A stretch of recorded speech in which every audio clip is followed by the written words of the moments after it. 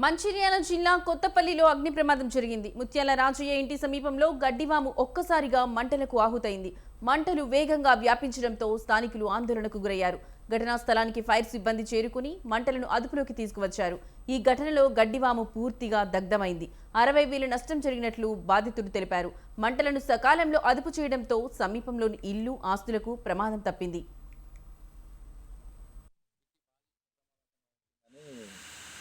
Lakshettipet MRO గారు call చేసి చెప్పినారు. మేము వచ్చి చూసేసరికి గడ్డివాములు దగ్ధమవుతున్నాయి. స్థానిక ప్రజలు మేము కలిసి అగ్ని ప్రమాదం పూర్తిగా నివారించడం జరిగింది.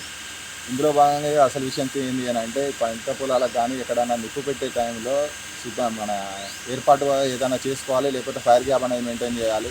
గడ్డివాములు పెట్టుకునేటప్పుడు కూడా ఇంటికి దూరంగా కొంచెం దూరంలో పెట్టుకోవడం చాలా మంచిది.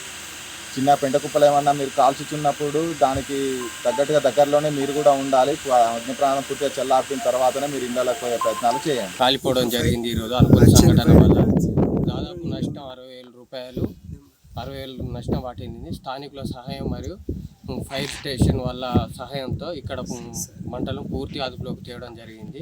ఇట్టి బాధితునికి మాత్రం ప్రభుత్వం అండగా ఉండి ఏదో ఒక రకంగా ఆదుకోవాలని కోరడం జరుగుతుంది. కాలిపోవడం జరిగింది. ఈరోజు అనుకున్న సంఘటన వల్ల దాదాపు నష్టం 60,000 రూపాయలు, 60,000 నష్టం వాటిల్లింది. స్థానికుల సహాయం మరియు ఫైర్ స్టేషన్ వాళ్ళ సహాయంతో ఇక్కడ మంటలను పూర్తి అదుపులోకి తేవడం జరిగింది.